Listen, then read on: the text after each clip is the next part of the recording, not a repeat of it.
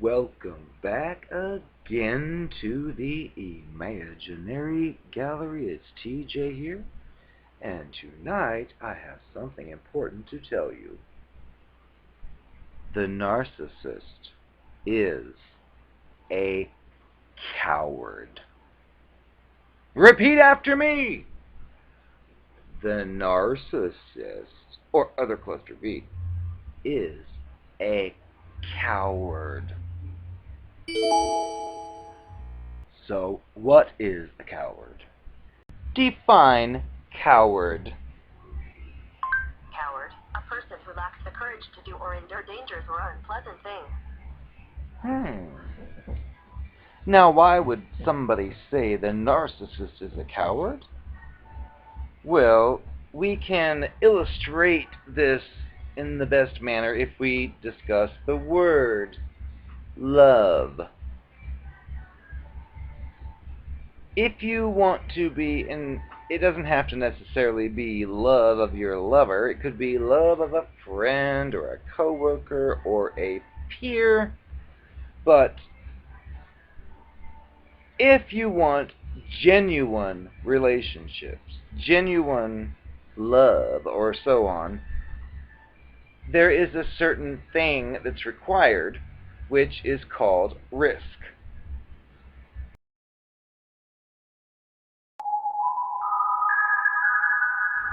So, in other words, in order to basically be genuinely intimate with any person, there is an element of risk.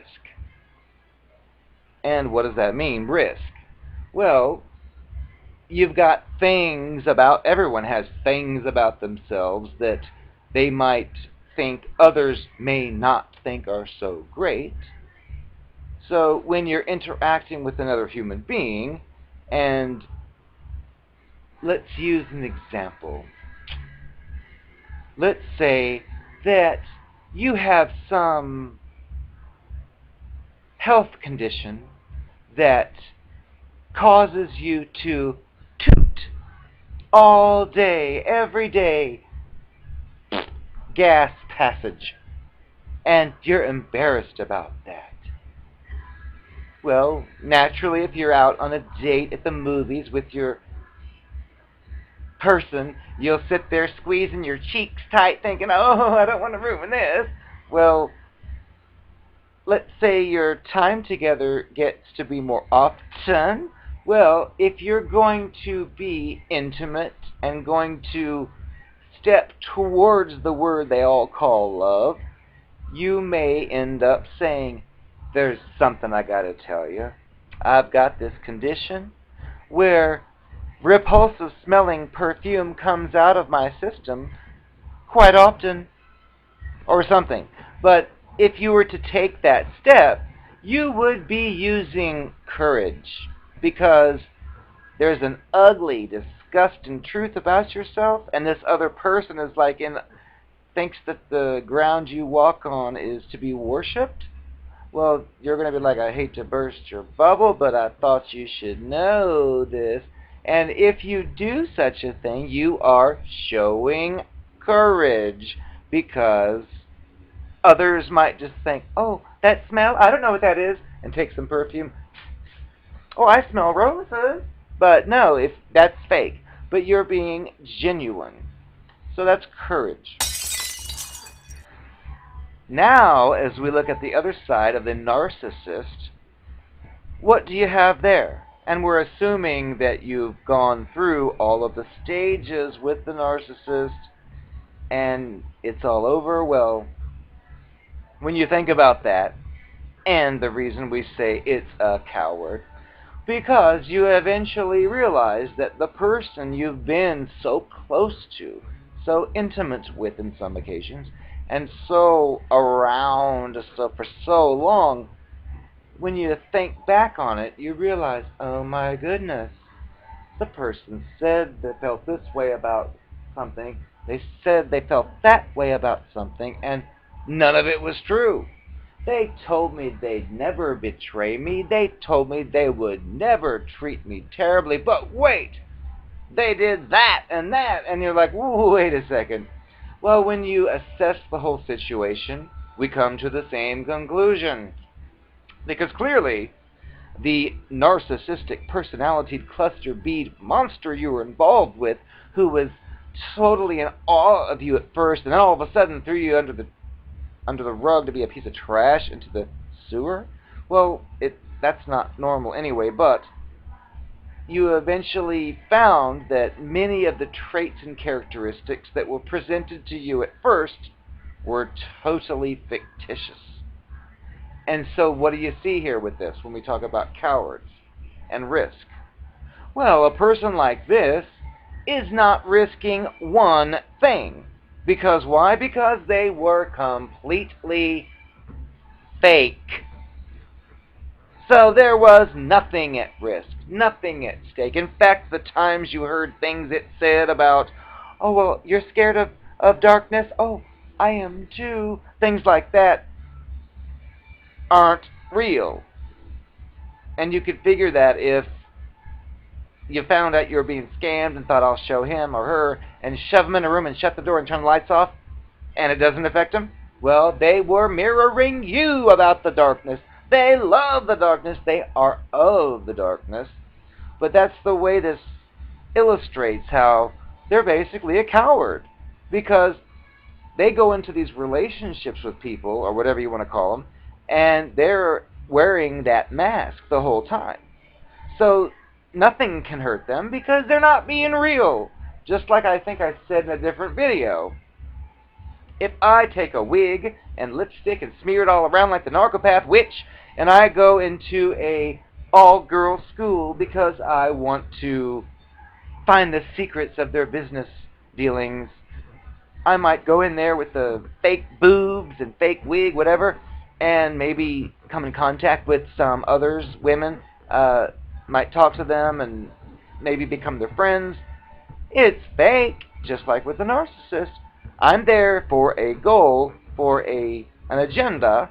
So if I come across the person, yeah, "Oh, hi, oh, it's nice to see you too." And then when I try to go find out that secret information, if one of the people I meet along the way gets upset or whatever, do you think it's really going to bother me? No, I am there for the purpose of uncovering the secret information. Well, with the narcissist, it's the same thing. They're not there to be your friend and your lover. They are there to exploit you in some way or to get something from you in some way. And it's kind of hard to think of yourself as such a target, but that's exactly what they're doing. So when you think you're having deep, intimate conversations and you're hearing them claim, "Oh, I'm scared of darkness too," it's BS. And so, again, if you throw them in the dark room and lock the door, it doesn't have any effect because it was all a mirror of you. And what's funny and ironic about such cluster B monsters is they're usually the ones trying to rush and push a relationship to happen with you. Oh, they've fallen in love with you. They can't help that they feel this way. You're going to have to let them in. When we think about the coward deal, it is pure irony. Not Alanis Morissette's version of irony, because that is not valid, but real irony, because here you may be some broken-winged bird who's just back into the dating world, and here comes this narcopathic monster saying, "Oh, you don't trust people? Well, I understand that. I've been through that." And they try to take you under their wing. And the truth of the matter is, this narcopathic monster has been the very type of perpetrator that you are escaping from. Yet, the mask comes on, and it pretends to understand and say, "Oh, you feel that way? I can understand that. Well, I'll be here for you." And all this fakery, because they see you as the perfect target because you already know abuse. You've been through it. So if they take you on and you start to notice their abuse, they can easily say, I'm not abusing you. You keep thinking of your ex. It's not me. You need to learn to get over that. Gaslight.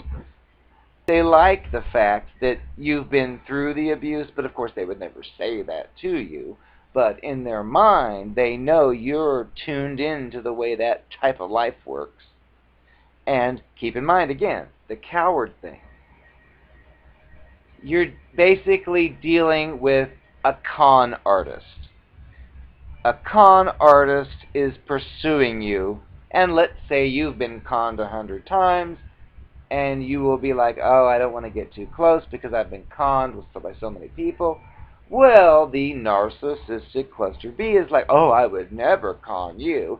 Yet he or she knows that, oh, yes, he or she would. That's the whole point of this whole interaction. But again, there's nothing risked. Well, except being found out, but nothing personal. If a con artist is pursuing you and you're skeptical of everyone and the con artist keeps at you, and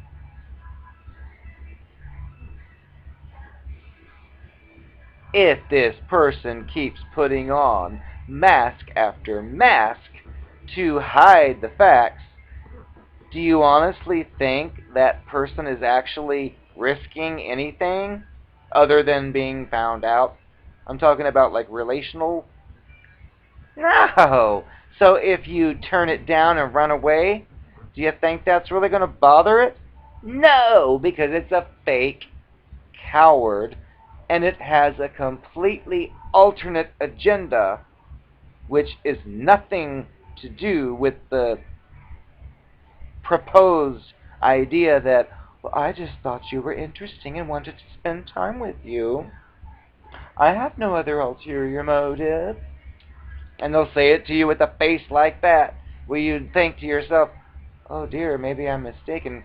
Gaslighting. So the typical scenario is you have bared your soul, you've told your most intimate secrets, and the person you've been involved with appeared to have done the same thing, but it was fictitious. So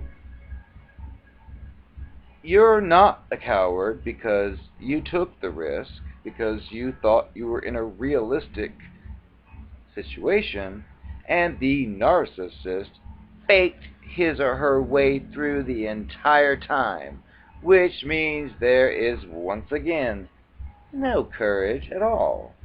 It was a scam to get into your bank account or to steal your fancy jewelry collection or whatever the case may be. And when you think of it that way, even though it doesn't make it feel any better, at least it makes sense because the narcissist never was there for you. It was all an act.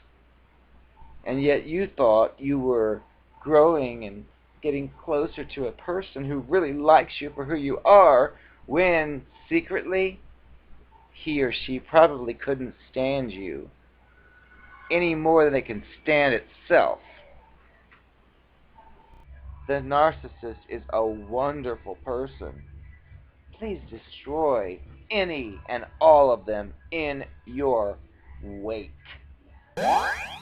Look, I would appreciate it if you would stop talking about things that you know nothing about.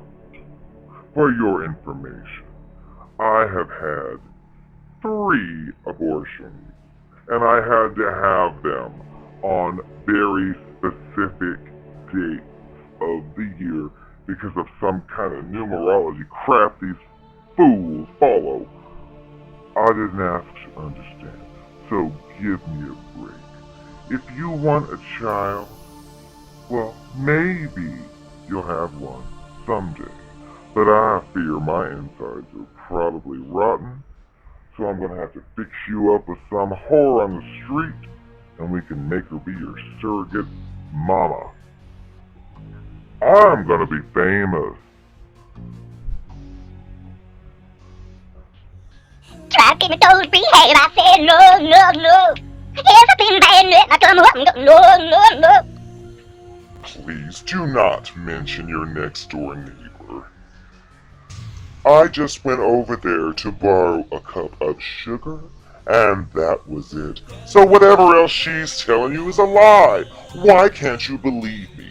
Why do you choose to believe these incompetent fools over me?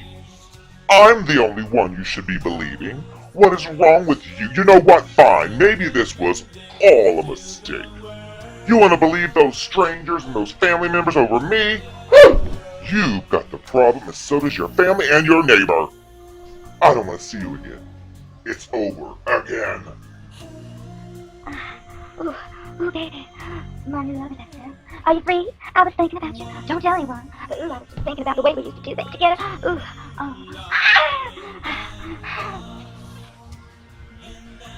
The truth is, I was totally in love with you. It's you didn't trust me, so I went ahead and did the things I did because you said you didn't trust me. So it's your fault. I don't know what you're getting mad at me for. If you wanted me to stick around, you shouldn't have made those false accusations. Because like that one guy you caught me with, nude in the back of his truck, the only reason I did that was because you once said you thought that maybe I was doing that. So I figured, well, if you think I am doing that, well then I better start doing that. So it's your fault. Nothing to do with me, so don't be blaming me for your mistakes. would you please stop telling people that I'm a lesbian? That was a phase, and it is ruining my future. So keep your mouth shut, or I'm gonna shut it for you.